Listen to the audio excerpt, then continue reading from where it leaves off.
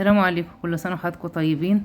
طبعا احنا داخلين كده على دخول المدارس، فقلنا نعمل بقى ايه كريمه الفستق. وطبعا احنا عارفين ان الفستق غالي، فقلنا بقى نعمل الفستق ده جميل جدا، وكان طالع ترند. عملنا بالكنافه على القناه، الكنافه اللي هي اللي طلعت ترند بالشوكولاته والفستق المحشيه بالفستق، كريمه الفستق.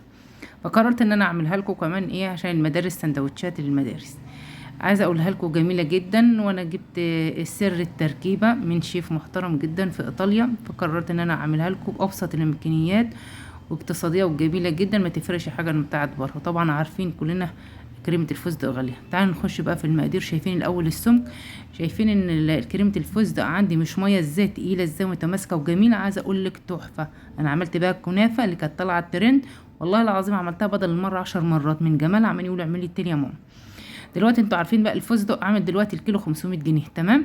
اهم حاجه انا جبت كده 100 جرام فستق، اللي هو نص كوبايه فستق، ما حمصتهاش ولا اي حاجه، وبقشرها عادي ما فيش اي حاجه.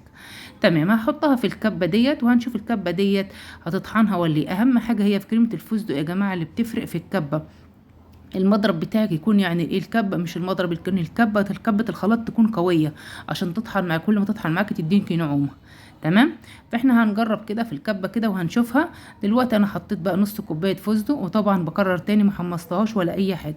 بقول لك انا حاطها في الكبه وعماله اضرب فيها، لقيتها ايه ما بتطحنش، عشان لو حد عملها وقال لك بتطحن في الكبه دي، لا خالص. هنطحنها في الكبه اللي هي بقى ايه بتاعه الايه الكمون والفلفل الاسود، اللي هي بتاعه البهارات. تمام. هتدينا نتيجة جميلة جدا وأحسن. تمام اهي. هي دوبك خدت لها تجريشة في الكبة الكبيرة، بس مش نعمتها، وده اللي احنا مش عايزينه. احنا عايزينها تبقى ناعمة وجميلة. دي كريمة الفستق. تمام. عشان لما نيجي نعملها سندوتشات ولا نعملها في حشو كنافة، ودي تنفع في حشو كنافة، في طورات، في لقمة القاضي، في حاجات كتيرة جدا يا جماعة. جميلة جدا. طبعا قعدت اضرب فيها كده لمدة كده يا دوبك دقيقتين، فانطحنت معايا كويس. ودلوقتي هحط لها بقية المكونات هوريكم دلوقتي. يا دوبك بس انا عايزه الفستق بتاعي ينعم كده، ويبقى كده عامل زي المرهم كده، حاجه بسيطه. شايفين اهو ناعم معايا اهوت، ده اللي انا عايزاه. تمام. المكونات التانية بقى ايه اهي هقول لكم عليها. خلاص انا كده طحنت. هحط بقى المكونات بتاعتي، بس مع الاسف كل المكونات طبعا الكبه دي صغيره عليها، فهنقلها دلوقتي وهوريكم.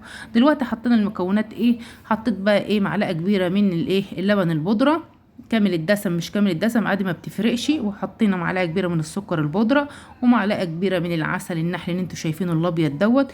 بتخليها طعمها جميل جدا. وضروري العسل النحل يا جماعه، بيخليها جميله كده ومتماسكه وحلوه. وحطينا معلقه كبيره من الزبده في حدود ال 25 جرام. وكل المقادير بالجرامات هكتبها لكم في صندوق الوصف. هو يعني لبن البودره 25 جرام، والزبده 25 جرام، كله معلقه كبيره.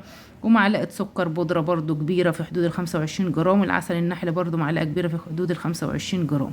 وبعد كده يا جماعه جيت اضرب كل ده في الكبه، لقيتها بقى صغيره ما اتضربتش معايا، فقررت ان رحت احطها تاني في الكبه الكبيره. يعني الكبتين ساعدوني مع بعض. المهم في الاخر هتدينا نتيجه مظبوطه جدا ومرضيه. شايفه بقول لك انا نضفت الكبه، اي حاجه في الكبه عندك تشيليها على طول خساره وتحطها في الكبه ديت. تمام. دلوقتي بحط لها 25 جرام من الزبده بتاعتي، تكون طريه، ونوع الزبده بتاعتك تكون فيرم او نوع كويس اللي انت شايله حسب اللي موجود عندك. تمام. هنضرب كل دوت. وعايزه اقول لك بقى ايه، مش هنستكفى كده، لا خلي بالك الزبده هتحل معانا دلوقتي، عشان محدش يقول لك لا ده احنا هنحط كل المكونات ديت وهتربط. لا انا عايزه بس كنت وريتك حاجه في الاول. شايفه الزبده حلت معايا ازاي الخليط، ما كانتش نافعه. طب هنعمل ايه العلاج عشان لما توصلي للسمك دوت وتيجي الزبده تحل معاك؟ هنعمل ايه؟ هنحط ربع كوبايه من الميه عادي من الحنفيه، هتدينا تماسك وهتدينا الخليط اللي انت كنت شايفاه الانسياب الجميل ده.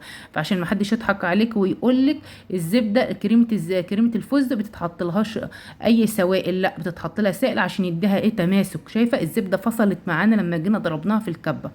تمام. انا هحط لها ربع كوبايه ميه، يا دوبك 25 جرام ميه، وهنشوف كده هتحتاج قد ايه. انا بقول لك اهوت يعني بالنظر، لو محتاجه تاني انت في ايديكي، لكن احنا بنشوف السمك بتاعنا. انا حطيت لها كده، نزلت كده ب 25 جرام من الميه، يعني اقل من ربع كوبايه، وضربتها وهشوف السمك بتاعي. شايفه السمك بتاعي جميل جدا، ولعلمك لما بتقعد بتتقل. المهم انت خلي الميه دي تكون انت متحكمه فيها، ميه عادي من حنفيه.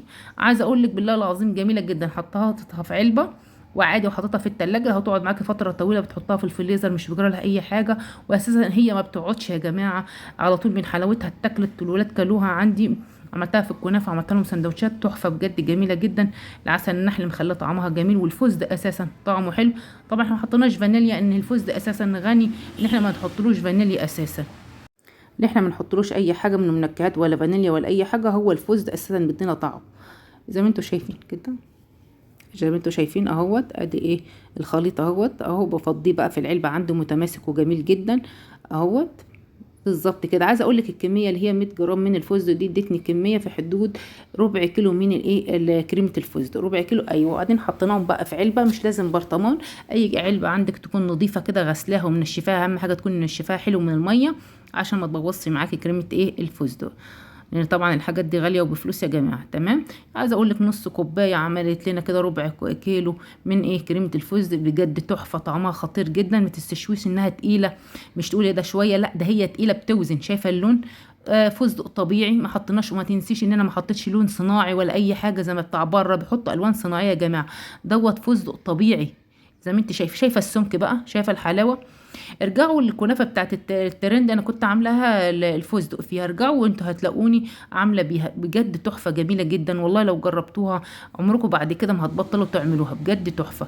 يا ريت لو عجبكم الفيديو تعملوا لنا لايك عشان يرفع معانا، وما تنسوش كومنت حلو. ويا رب الفيديو بتاعنا يكون عجبكم. شايفين بقى الفستق بتاعنا، استنوا مننا الفيديوهات كتيره ان شاء الله. شايفين بقى؟ ما تنسوش بقى كومنت حلو، تعليق حلو كده، واشتراك، وتشيرونا الفيديو على قد ما تقدروا.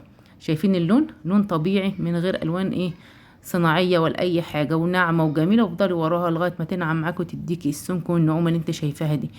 طبعا الفستق اللي حواليها ده شويه حركات كده اهوت. وانا كده يا جماعه خلصت الفيديو بتاعي. اتمنى ان انا اكون عند حسن ظنكم. السلام عليكم ورحمه الله وبركاته.